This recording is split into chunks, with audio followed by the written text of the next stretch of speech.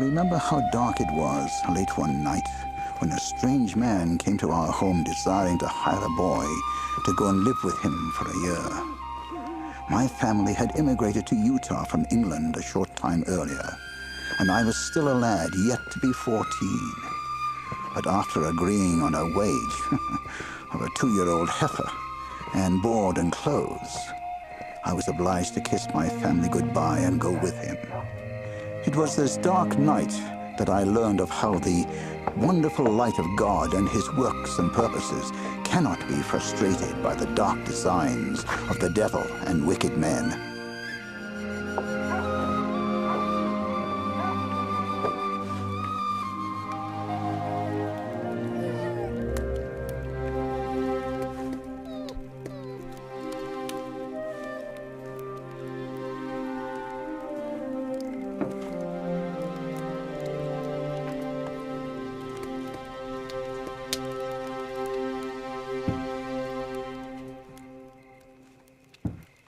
Can you read a little more?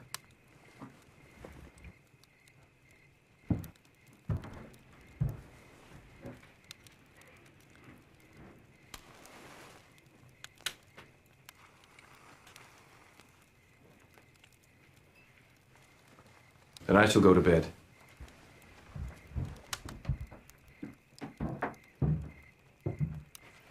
This is where you will sleep. We'll start at sunup. Good night.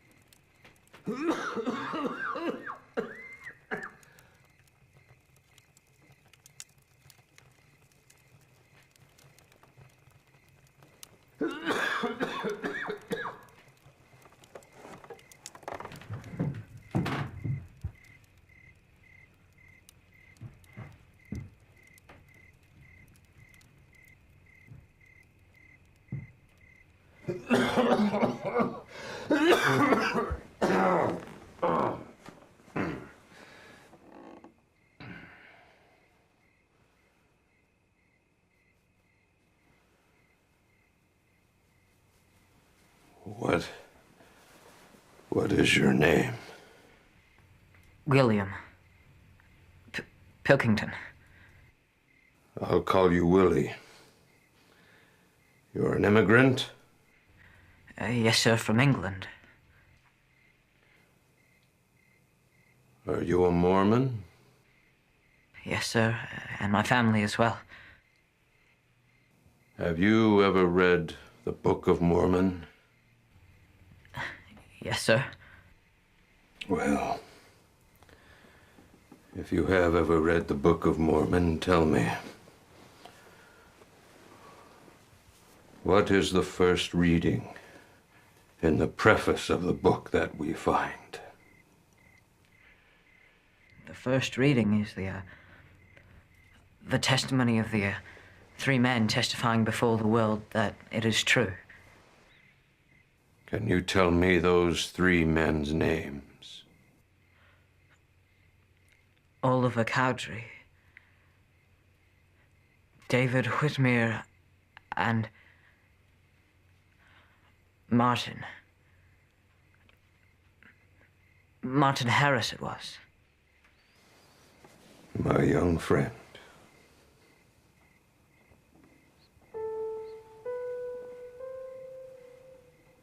I am Martin Harris, one of the 3 witnesses to the authenticity of the Book of Mormon. I was the first to render my services as a scribe to Joseph in the work of translating the book. And it was I who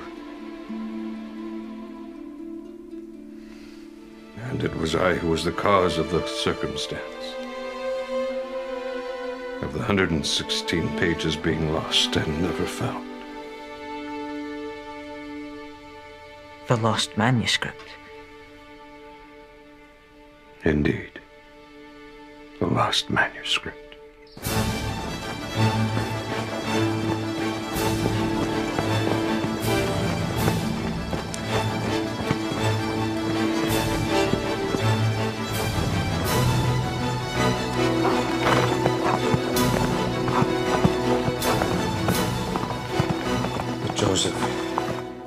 threatened to put me out of the house. I've already asked the Lord twice, and the answer is... I know the answer. But no is not going to satisfy my wife and family's doubts about this work. I've got to convince them that I am not wasting my time and means if I'm to continue.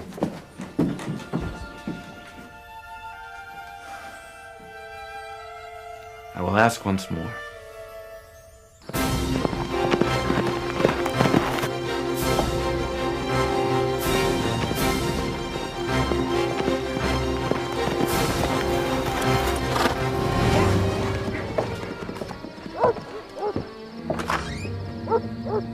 Both he and the Lord having grown weary of my pleas, I was allowed to take the manuscript at Joseph's and my own peril.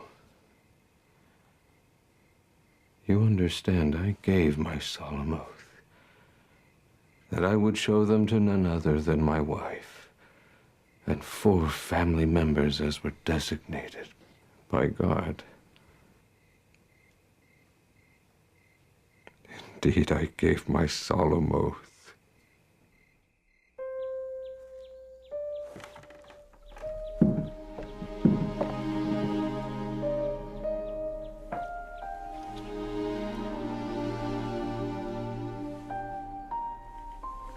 Children, will you be seated?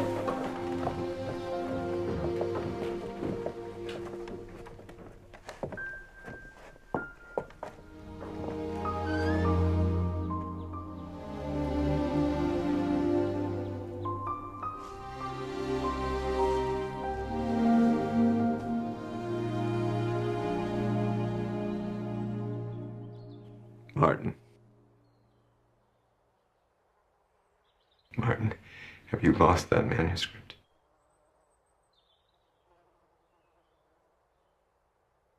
Have you broken your oath?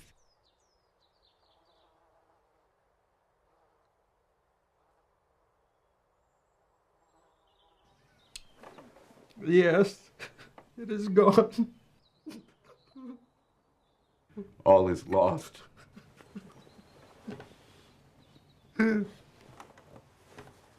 I should have been satisfied with the first answer.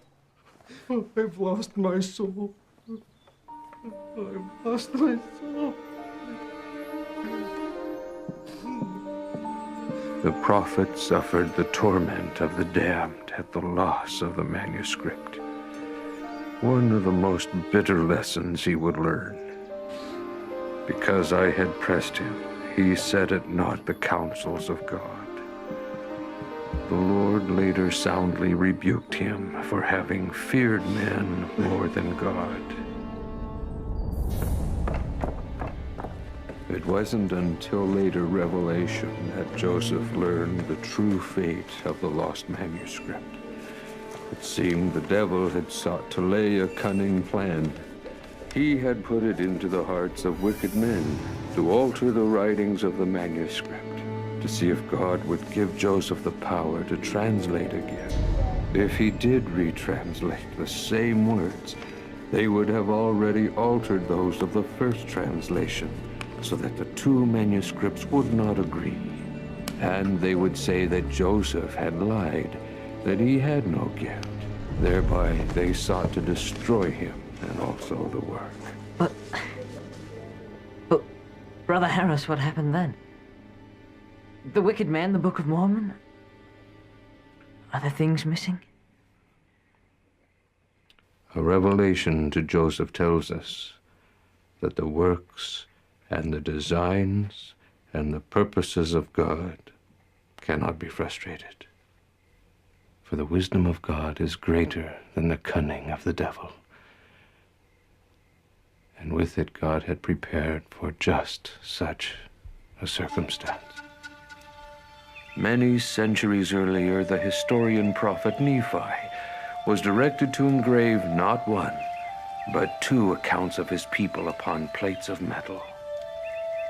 The Lord hath commanded me to make these plates for a wise purpose, which I know not. But the Lord knoweth all things, wherefore he prepareth a way to accomplish all his works. 1,000 years later, the Lord would rely upon the prophet Mormon to make an abridged version of all the sacred records of the Nephites. I searched among the records, and I found these small plates. I shall take these small plates and put them with the remainder of my record. And I do this for a wise purpose, according to the workings of the Spirit of the Lord which is in me. And now I do not know all things, but the Lord knoweth all things which are to come. Wherefore he worketh in me to do according to his will. And thus the words of the manuscript that went out of our hands were never redone. After that, Joseph was told in Revelation to translate from these small plates instead, thereby thwarting the plans of the wicked man. But I was never permitted to write for the prophet anymore. Oliver Cowdery did the rest of that. Brother Harris, do you still believe that the Book of Mormon is true?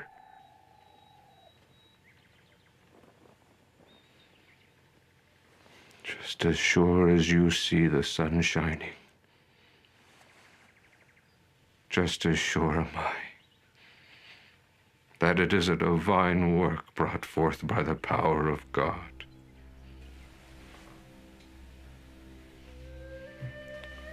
Remember, Willie,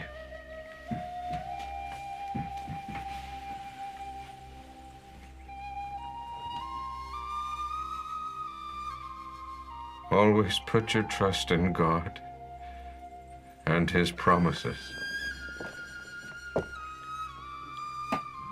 as it is not his work that is frustrated, but only the works of men.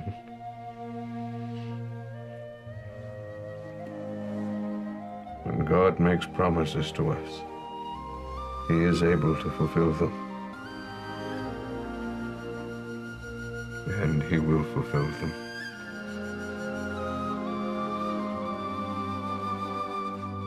Neither mortal man nor the devil can prevent the light of the Lord's works and purposes and designs from shining through. Such was the lesson I learned from Martin Harris himself.